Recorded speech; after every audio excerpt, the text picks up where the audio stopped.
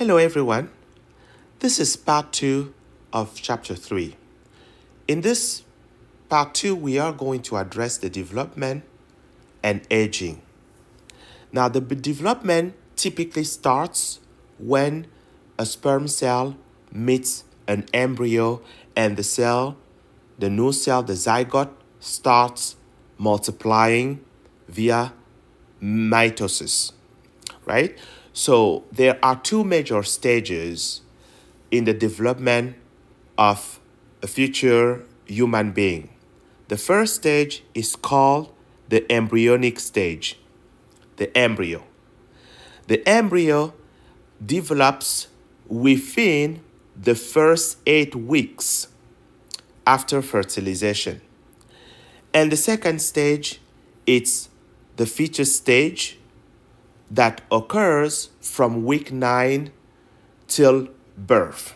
Now, let me come back to the embryo. In the prenatal human, the embryo is going to develop by mitosis, and within the first week, we have a particular stage that is called the pre-implantation stage. This is a stage where the embryo is very vulnerable. The embryo has not yet settled into the lining of the uterus. At that point, if a lady is not careful, she can lose the embryo. Now, with that being said, after week 8, we have the fetus stage that we enter. So typically week 9, right? So there, the structures are going to grow and specialize. What I mean by the structure, it's basically all the future organs, the limbs, the heart, the head, the nose, all organs and organ systems that are going to be found in a perfect baby are going to grow and become very specialized. So with that said, let's go back to the very beginning, the fertilization stage. What happens during fertilization?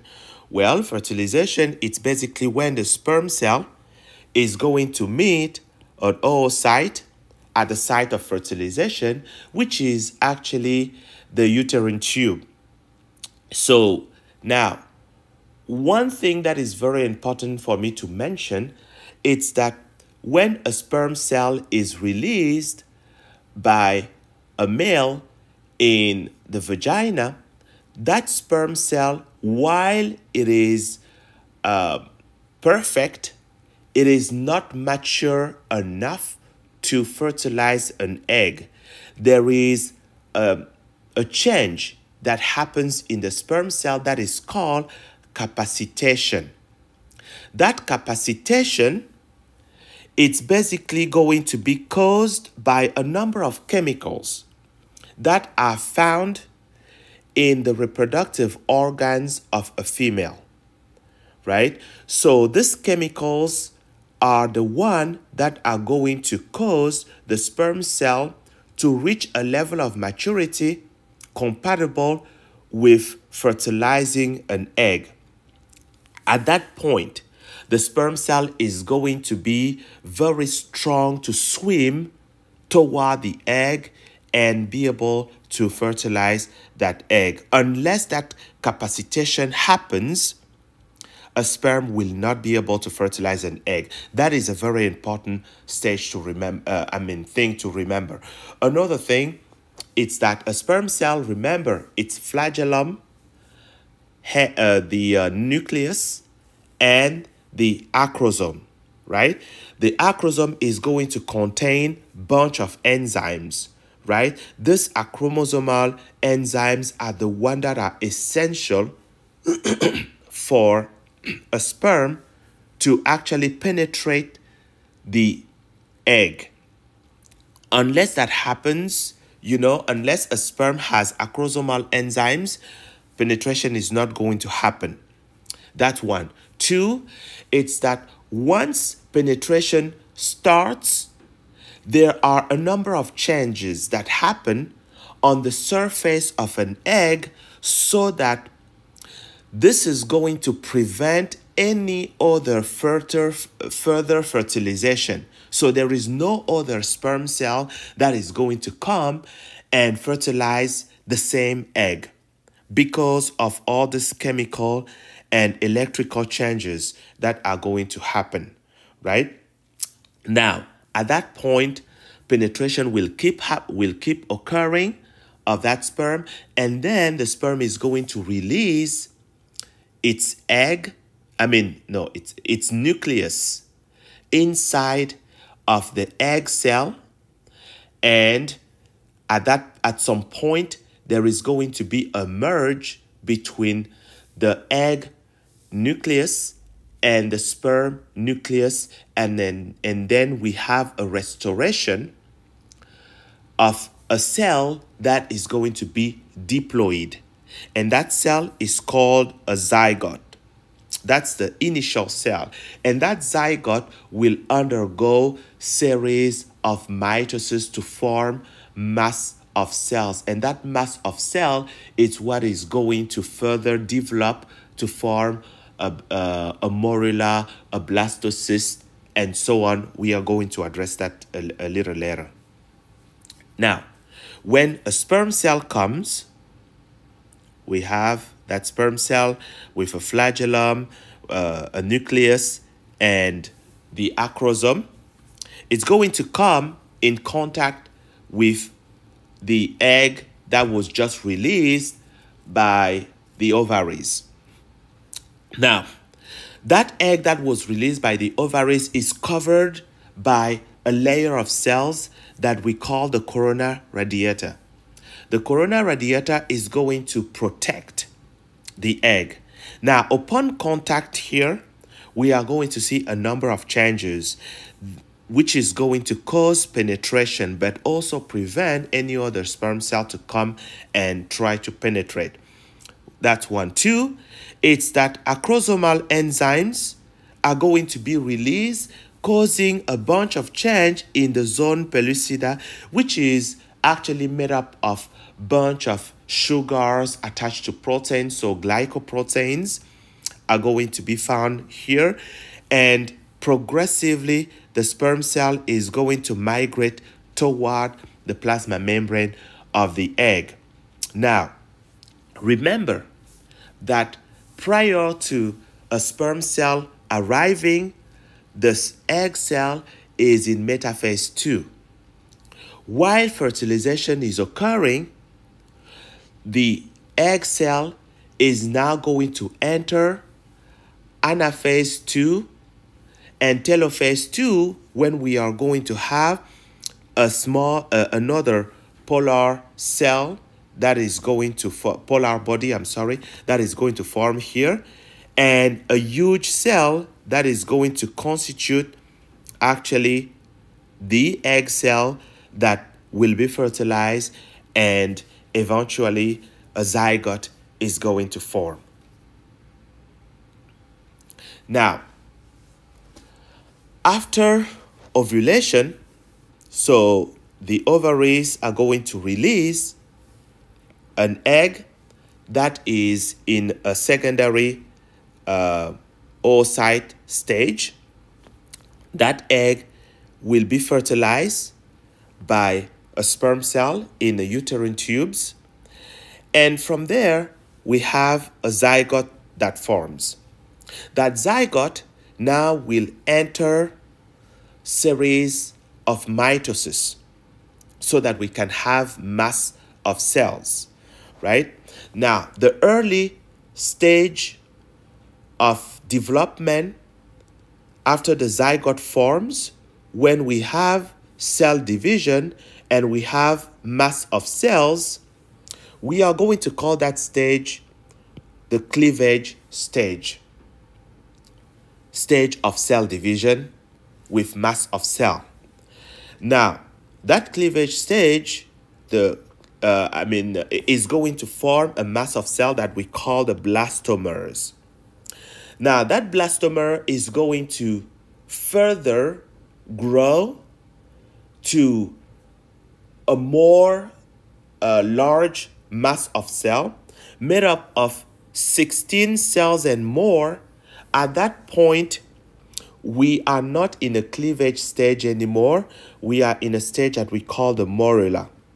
The morula, over time, will see the development of a little hole in the mass of cell.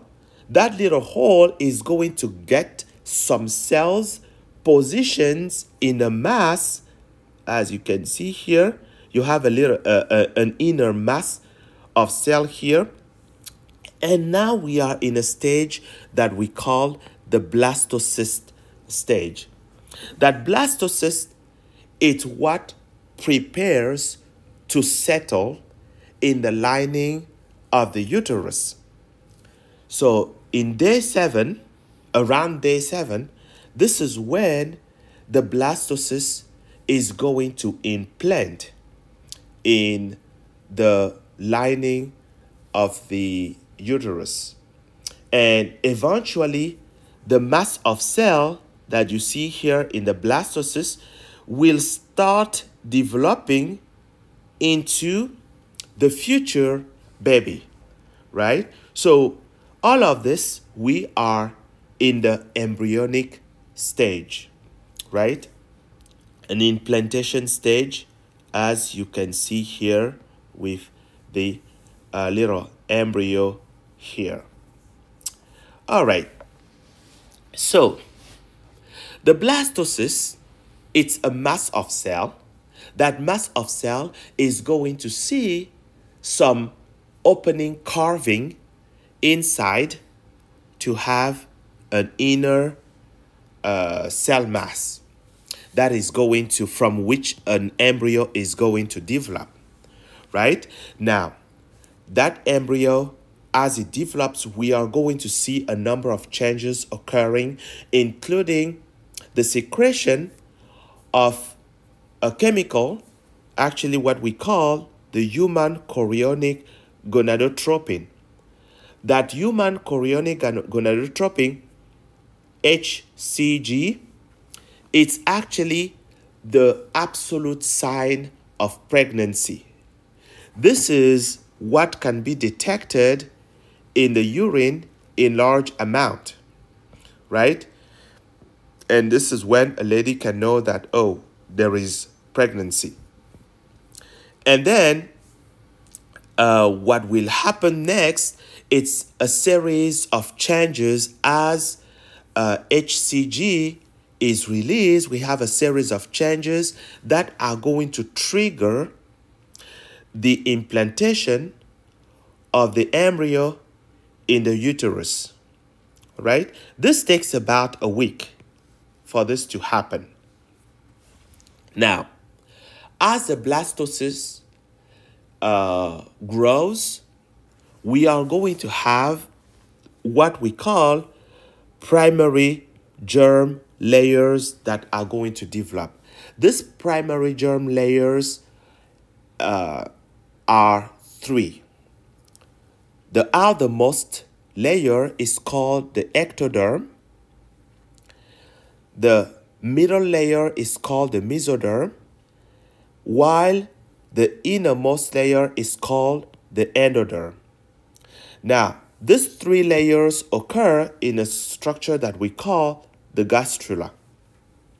Now, that gastrula, it's basically where the fate of future organs and organ system is going to be sealed.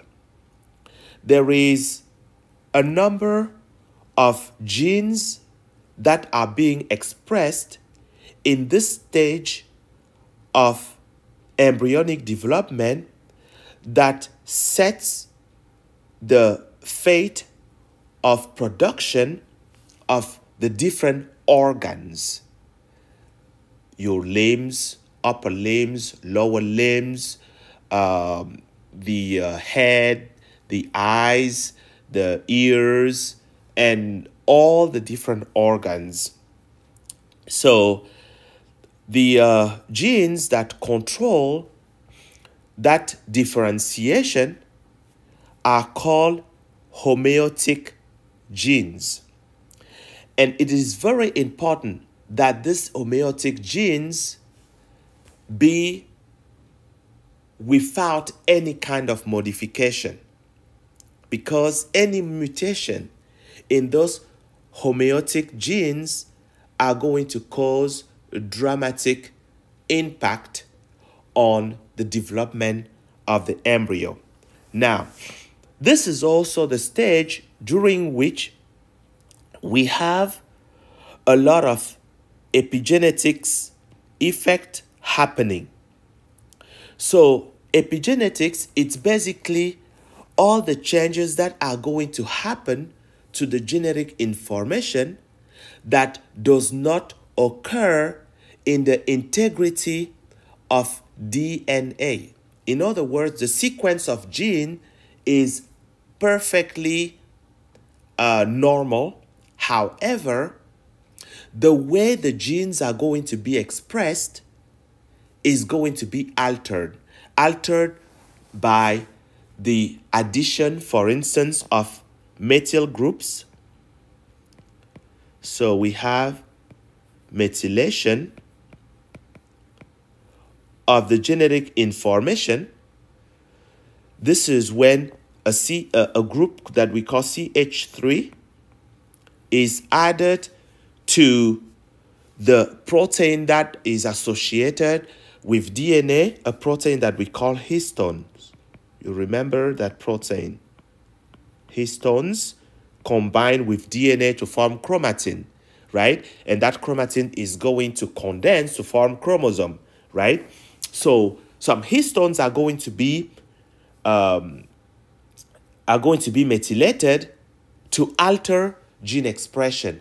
And remember, a muscle cell is different from a skin cell because the set of genes that are expressed in a muscle cell is different from the set of genes that are expressed in a skin cell, right? We call this differential gene expression.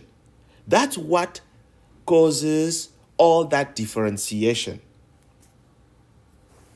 Now, once the embryo forms, something has to nourish and protect that embryo. Now, what is going to nourish and protect that embryo is the chorionic villi. That chorionic villi provide support and protection. What are the different parts of the chorionic villi? You're going to have the yolk sac, the allantois, the umbilical cord, and the amniotic sac. So together, this is going to make sure that the embryo has the support it needs and the protection it needs. Now, by 10 weeks, the placenta is going to be fully formed, right? Now we have the embryo within a sac where the embryo is going to develop into a fetus, and the fetus is going to be in that sac until birth, right? So we're going to have the chorionic villi there, and hormones will be produced for the pregnancy to persist until full development and birth, right? Unless these hormones are continuously secreted, pregnancy is not going to persist. That's a very important detail to remember. Now, let's go back to the primordial embryo. In the primordial embryo, remember that at the stage of gastrula, we do have 3 layers: the ectoderm, the mesoderm, and the endoderm. From the ectoderm, you have a number of organs that are going to develop, including the epidermis of the skin, the epidermal derivative, including hair, nails, glands of the skin, such as the sebaceous glands and the sweat glands, the lining of cavities. From the ectoderm also, we're going to have the development of nervous tissues, sensory organs, the lens of the eyes, tooth enamel, the pituitary gland, and the adrenal gland. These are some structures that are going to develop from the ectoderm. How about the mesoderm? From the mesoderm, we are going to have the muscles, the connective tissues, including cartilage, bone, blood tissue. We have the dermis of the skin that is going to develop from there, the dentine of the teeth, epithelium of blood vessels, what we call the endothelium, the lymphatic vessels, the cavities of internal reproductive organs, the kidneys, the ureters, and the adrenal cortex. Finally, the endoderm. The endoderm will develop the epithelium of the pharynx, basically the windpipe, the auditory canal, the tonsils, the thyroid, the parathyroid, the thymus, which sits on top of the heart, the larynx, the trachea, the lungs, digestive tract, urinary bladder, the urethra, the vagina, the liver, and the pancreas. Now, let's summarize the early stage of development.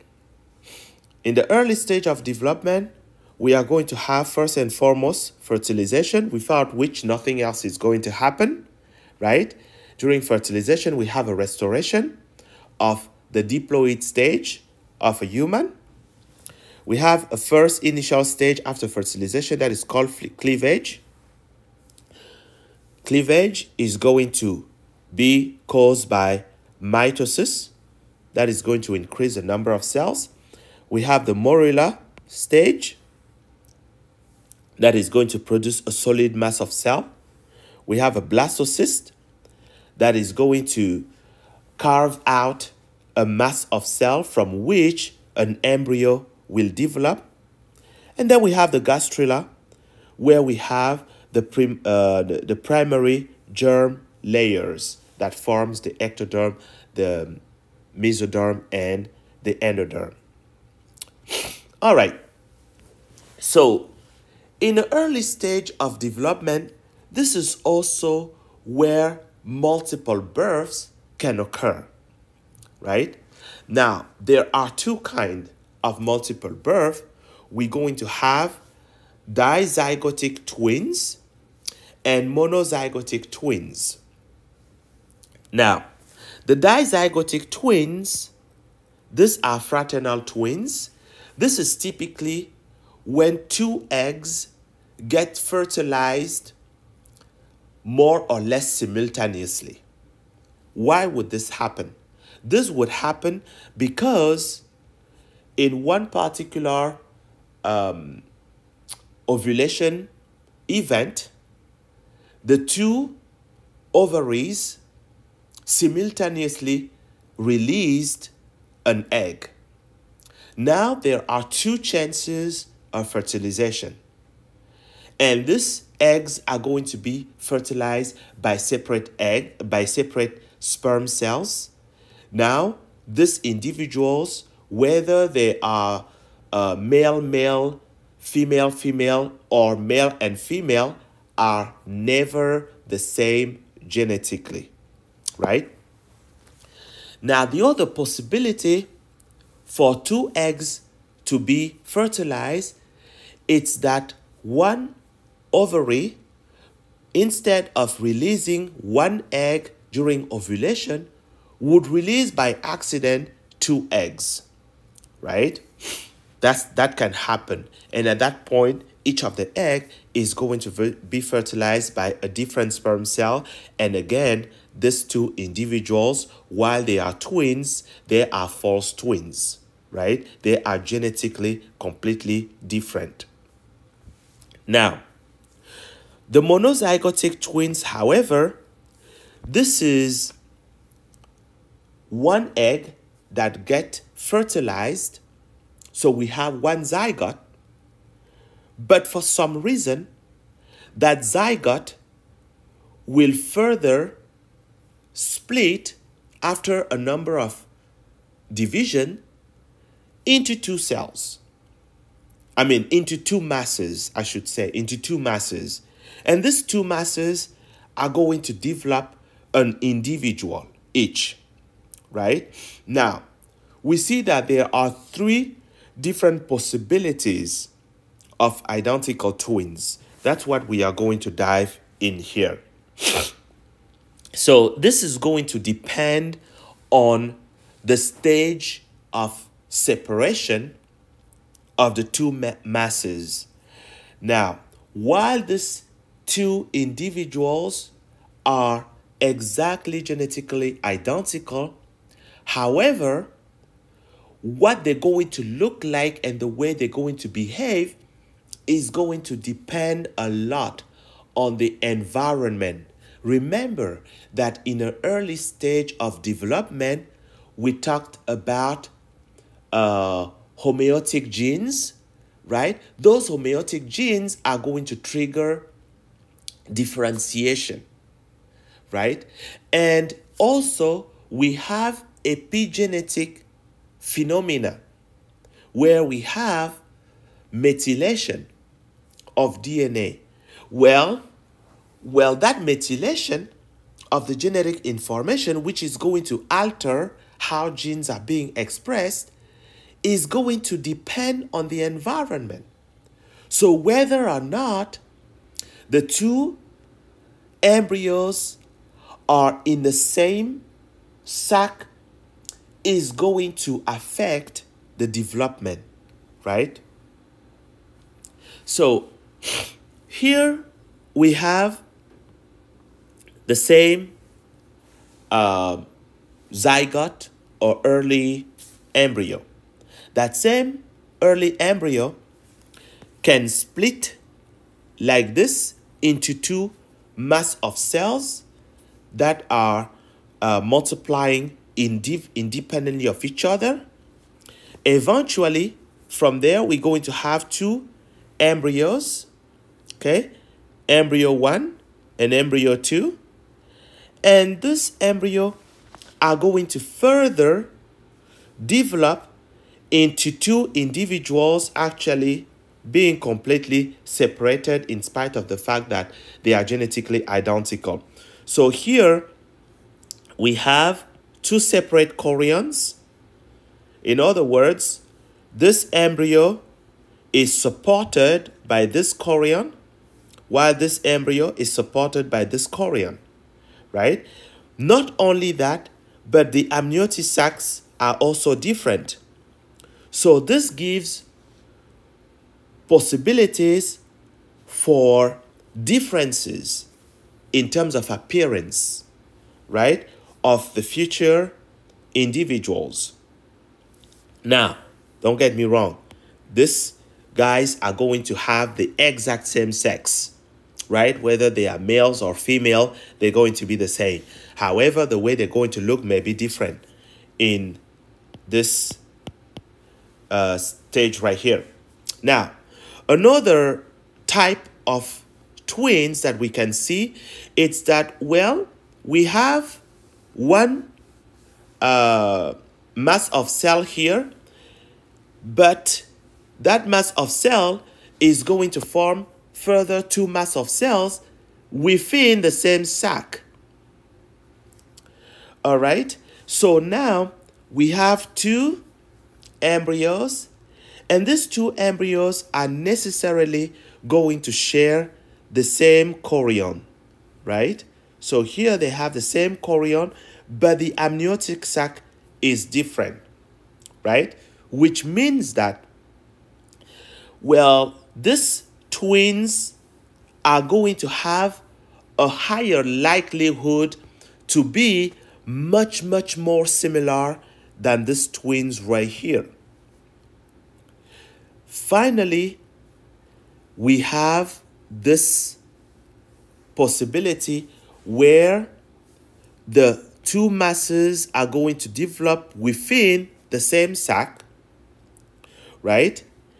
And actually, they're going to persist within the same environment so that the chorion is the same and the amniotic sac is the same. This is where the two twins are going to be, I want to say, almost perfectly identical because the environment is the same at all time, right? All right. So the development of the embryo is going to be a stage during which we are going to see the development of organs. And that development of organ is called organogenesis. That's the formation of organs. And these organs, again, are going to form from the ectoderm, the mesoderm, and the endoderm during the stage of gastrula, right? When we have these different layers. These germ layers are going to cause the formation of all the different structures. We're going to have some progenitor cells always that are going to produce ultimately connective tissues, the notochord, the neural tube, heart, central nervous system, arms, legs, and all other parts of the body that makes a perfect individual, right? By week 8, all the organs that should be present in the newborn are going to be there. At least the premise of these organs are going to be there. So differentiation has already started tremendously, right? And after week 8, we enter week 9, we are in the fetus age, stage, right? That fetal stage, it's basically going to be growth and growth and growth. Obviously, further differentiation is going to happen, but mainly growth is going to happen. Now, it is worth mentioning that during the early stage of the embryo, this is when the future individual is going to be very sensitive in terms of the development. So what the pregnant lady eats, what she's being exposed to, what she drinks, what she's breathing, is going to affect the development of that embryo. Therefore, the development of the future individual, right? So there is a particular stage of the development of the embryo that we call the critic period. We are the critical period. We are going to see that. So here we have two embryos, one in day 28 and the other one in day 49. And you can see a difference in the development between the fetus in its 28 first days and the fetus in its 49 first days. You see that in 49 first days, you have different organs that are already distinct. We see the head, we see the arms, we see the legs, right? While here, you can, hardly see where the legs are, right? We still see a tail here, okay? Now that tail is disappearing here, right? Now, let's address the development of a fetus. The fetal period, it's basically from week 9 to the time of birth. There, you are going to have that the skeletal system will now start forming. So, in the early stage of development, you have no bones, right? The future bones are actually cartilage, okay? This cartilage is going to be progressively replaced by bones, right? The nervous tissues and the muscles will start forming, and movement will start getting coordinated. Now, let me say that the nervous tissue, the central nervous system, develops continuously from early stage of development, embryonic stage, to the time the new baby is born. That central nervous system keeps developing, right? So now the muscles will start gaining function. Week 6, sex differentiation occurs, right? And this occurs after the SRY genes are expressed. SRY genes. These SRY genes are responsible for male reproductive organs. Without the expression of SRY gene, there is no male reproductive system development. Actually, we say that female is the sex by default in human. Let me repeat that. Female reproductive structure of a female are basically the organs by default in a human. So if you don't have this SRY genes, no production of male reproductive organs, right? With that said, by week 12, the fetus, now what we can call the fetus, starts sucking his thumbs, starts kicking, make fist and faces, so he has facial expression, right? And also the teeth start forming. By month 4, the fetus now is going to have some hair developing, eyebrows, eyelashes, nipples develop, and the nails start also showing up. Now, by week 18, the vocal cords form. However, the fetus is not able to make sounds. And the reason why the fetus is not able to make sound is because at that point, the respiratory system is not developed.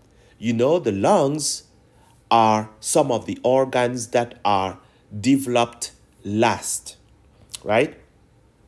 By the end of the second semester, the baby starts kicking, right? Start, jabs, the mom can actually detect when the baby is having some hiccups. In the final trimester, this is when the brain cells will actually form a network so that the communication with other organs and organ system can fully develop, and coordination of activities can happen at that point.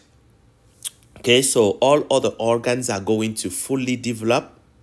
Okay, we're going to have some fat tissue that is going to fill the skin, you know, as a protective layer, the subcutaneous layer, right? And finally, in the last, at the very end of the fetal development, close to birth, this is when the digestive tract is going to be fully developed and the respiratory system is going to be fully developed. I don't know if you, I mean, you may know this, but in babies that are born early, too early, actually the reason why they are kept in what do you call that? I'm drawing a blank. In a little warm chamber, right? I'm drawing a blank here. In a little warm chamber, that this is done so that the lungs can complete their development. In the past, when we didn't have that technology, the baby actually was very sensitive to respiratory infections when a baby is born in a premature manner, right? Because the respiratory system forms last. Okay, so here we have a fetus that is fully developed. Notice that all the webbing between fingers is all gone, right? And this is caused by what process? I'm giving you the time to think about that, okay?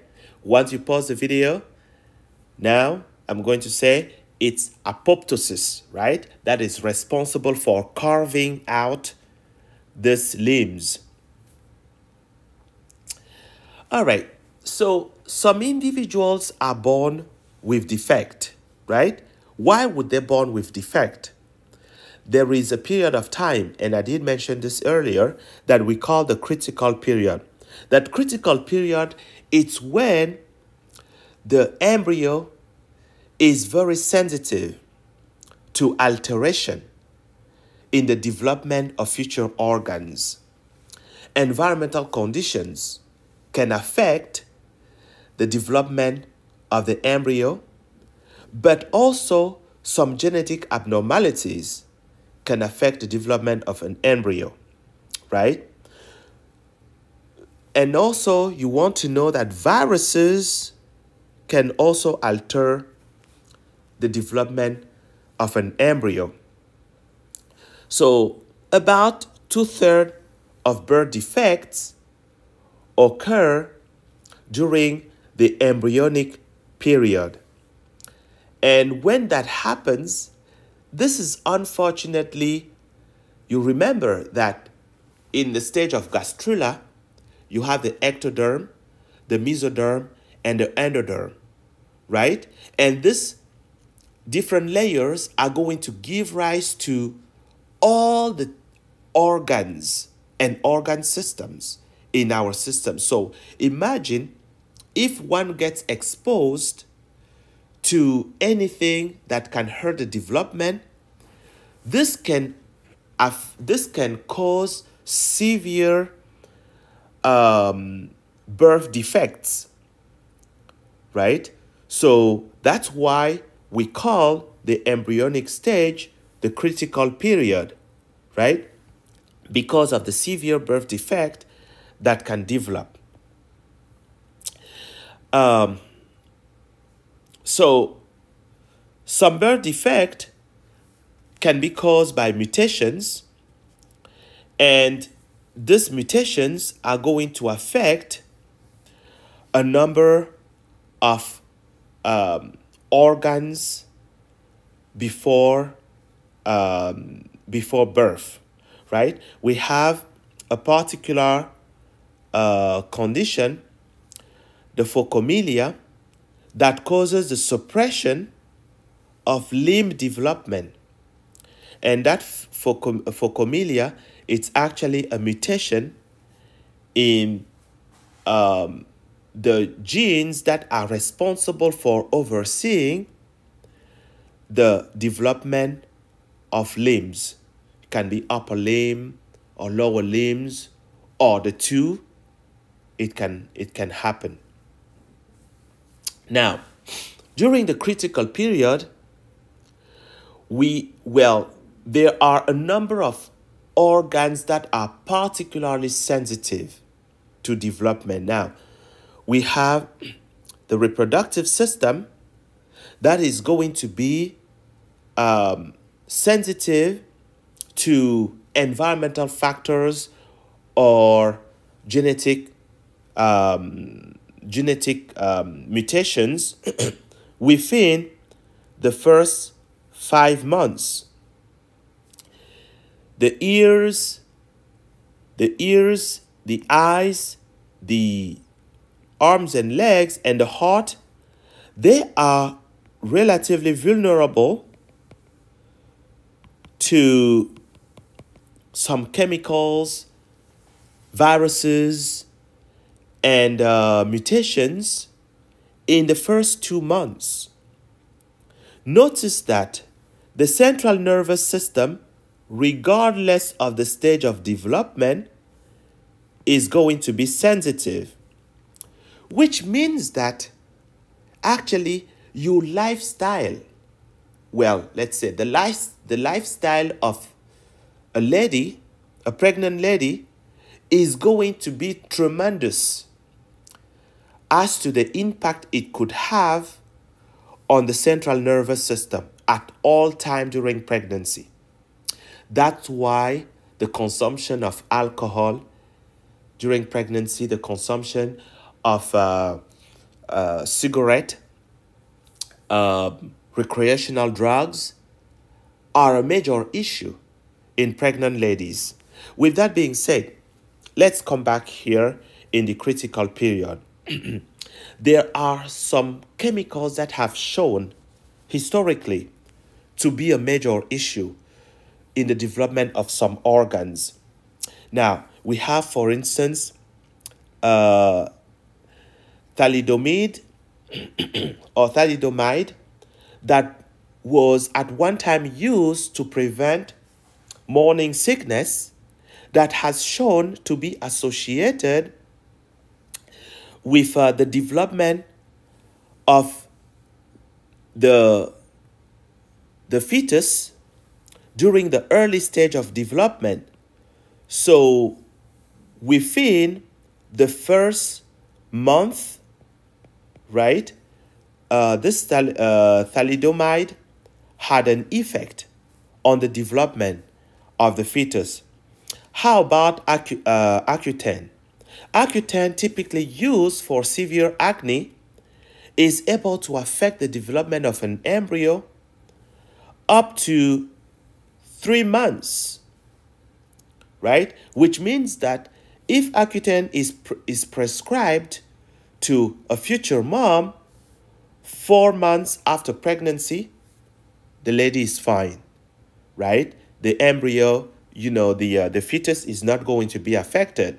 But earlier than that, the fetus is going to be affected. What about diethylstilbestrol? Diethylstilbestrol was at what time used to prevent miscarriage in ladies. But quickly, physicians started noticing that the use of this drug is associated with fetal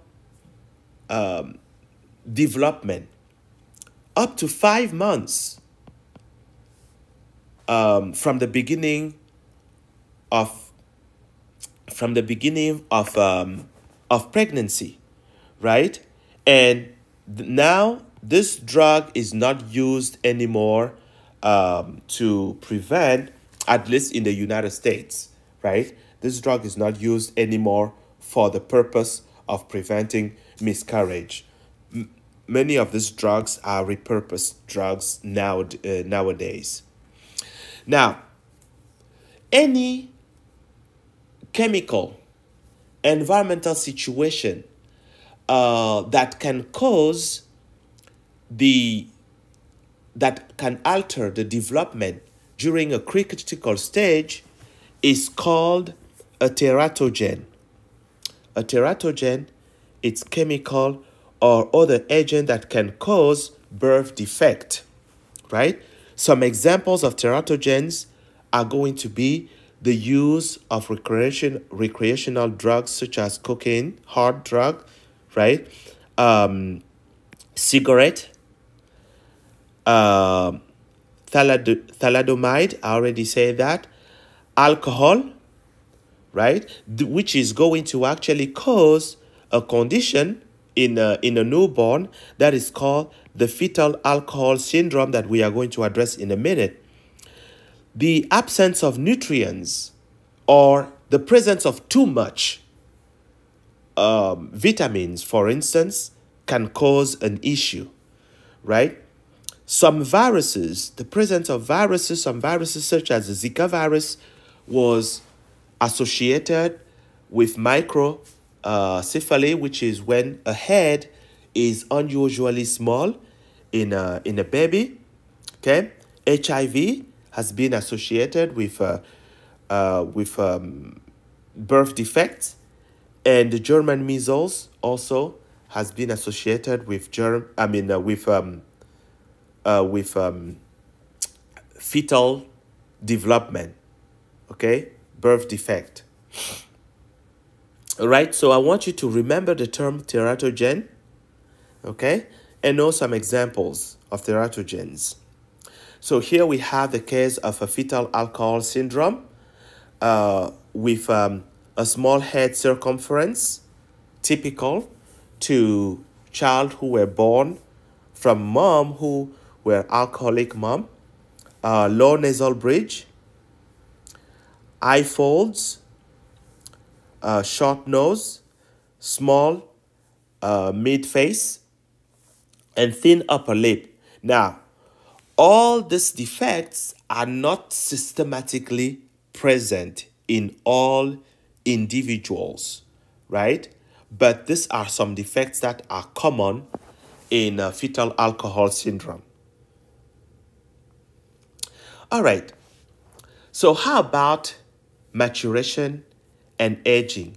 Aging, it's a process that happens throughout our lives, right? From birth to when we die, we age, right? And we age because of this cell division, because of inability to function properly. Remember that during cell division, you have telomerases, right? That actually can maintain in early development the cells so that the cells are immortal. When telomerases stop expressing, from that point on, the telomeres at the extremity of chromosomes will start shrinking. The shrinking of telomeres is associated extremely with aging, right? But let me close that parenthesis. So you have a process through the life cycle. From age 30, this is when we start to see a number of changes that are more or less irreversible, right? That's a turning point of decline in the human life. Many diseases that begin in adulthood actually are associated with aging or have genetic components. Now, there are also some environmental conditions, right, that are going to be associated with aging. For instance, if an individual was malnourished when he was young, that individual is likely to experience aging in an early stage of their life and not be able to live fully their life. But anyway, let me close that parenthesis.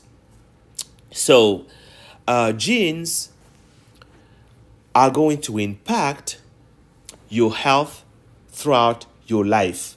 Environmental conditions, too, are going to impact your life. And the pattern of gene expression through your life. Malnutrition, it's now been proved, right? That malnutrition is going to affect your life. Single gene disorders. Single gene disorders which onset are in early childhood are going to affect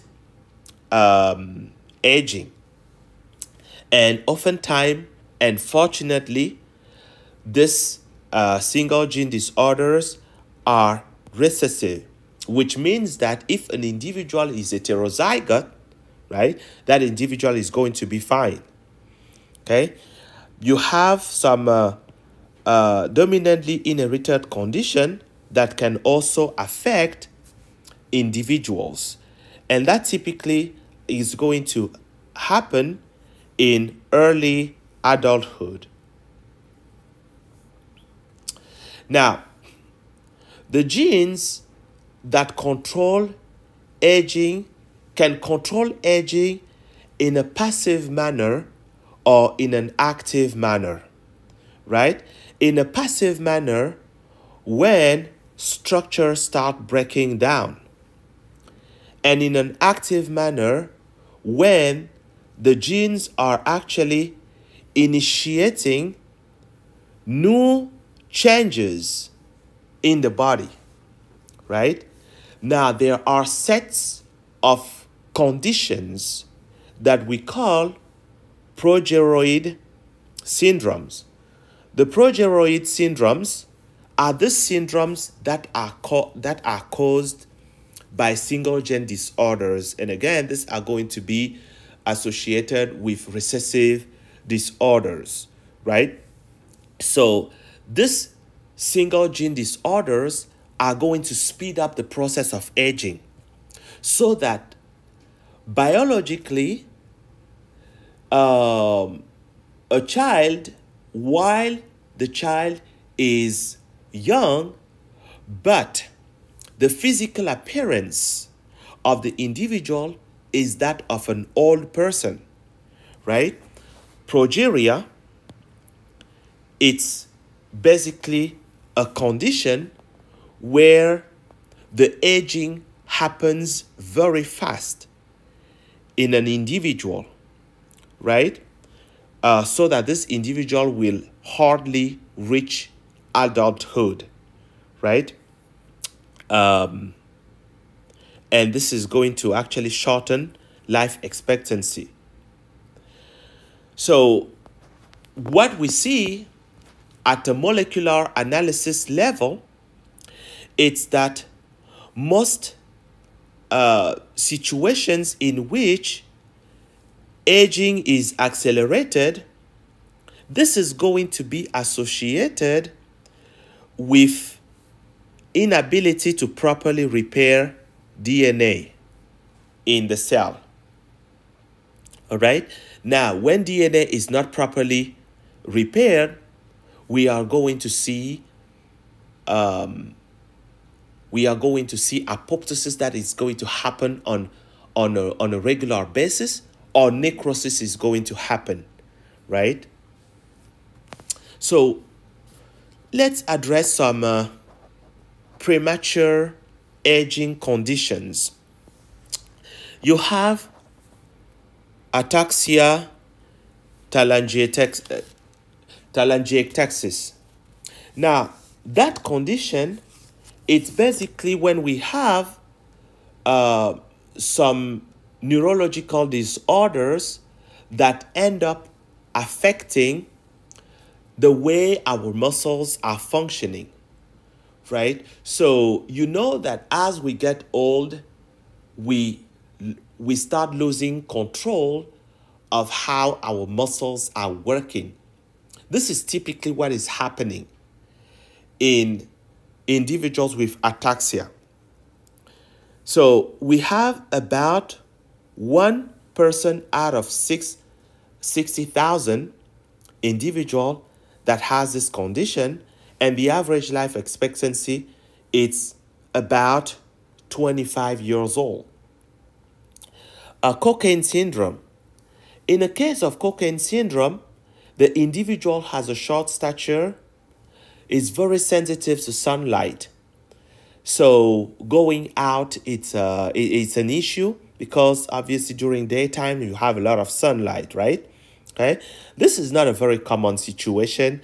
It occurs in one individuals out of 100,000 people. The average age expectancy is 20 years old. Maybe the most common, the most severe condition is that of progeria here, which happens in less than one individual over 1 million individual. The average age expectancy is 13 years old. This is really a situation where an individual looks very old while they are still very young in age, right? We have the Rodman syndrome. This happens in about less than one individual out of 100,000. The individual is going to reach a normal age. So here, the individual is going to typically have rashes that are going to happen mainly on the cheeks and the neck and can spread through the body, but typically cheeks and neck. The individual is going to have sparse hair throughout the body, and also the dental the dental formation in the individual is going to be a problem, right? We're going to have dental abnormalities in these individuals. How about the trichotial dystrophy? The trichotial dystrophy happens in one individual out of 1 million individuals. This is not a condition that is really well known. This is caused by an autosomal gene, right? This autosomal disorder is going to affect many systems in individual, including mental and physical retardation that can develop. And finally, we have the Werner syndrome. The Werner syndrome occurs in less than one individual out of 100,000. The individual can reach about the age of 50 years old. So here, what is characteristic of the syndrome, it's short stature, slow growth rate. The growth rate is actually going to stop at puberty, right? Which is going to cause the individual to overall have a low weight and eventually premature hair loss is going to follow. All right, so the Itchison Guilford progeria syndrome, I already mentioned that. Now, what I didn't mention, it's actually what specifically is at cause in that condition. Well, typically our cells can develop about 50 times. But in a case of progeria, you don't have that many divisions possible. That's one. Two, you have a mutation in a gene that cause the production of a protein that is called lamin. That lamin plays a very important role in the structure of the nuclear envelope. The nuclear envelope actually should be spherical, round, right? But with the mutation in the lamin or the absence of lamin because of a mutation in a LMNA gene, we are going to have a misfolded nuclear envelope. That misfolded nuclear envelope tells you that there is a problem with the cytoskeleton, right? And that lamin A is going to be what is at fault and causing that accelerated aging in these individuals. This is going to cause apoptosis, programmed cell death, okay, in the cell, and causing, instead of growth, is going to cause actually the inverse of growth. So here we have a child with progeria. This is the nuclear envelope of a normal individual, right? This is a nuclear envelope with lamin A that is affected, right? You can see the shape of the nuclear envelope, and it's falling apart. So it's obviously not normal. So now the question we may ask is, when we look at the human population, we can see some places where people are unusually living a long life. Question we may ask, is longevity inherited? Is it written in your genes? It sounds like that, yes, but we know that your lifestyle plays a major role in your longevity, right? Aging can obviously be affected by genes, right? But very importantly, it's also affected by your lifestyle, your environment, right?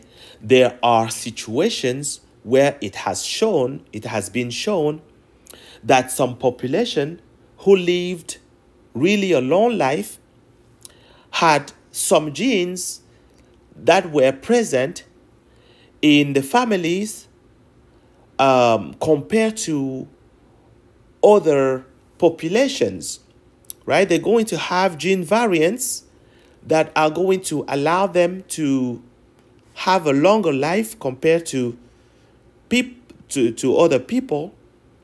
But very importantly, again, we see that individuals who live in a particular type of settings, environmental settings, having a certain lifestyle, they are going to live older.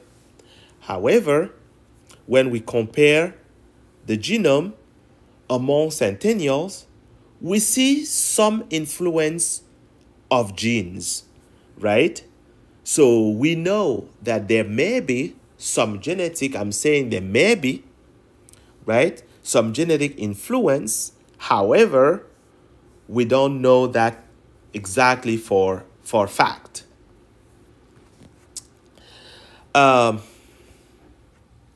There are two particular genes that are suspected to play a role in longevity.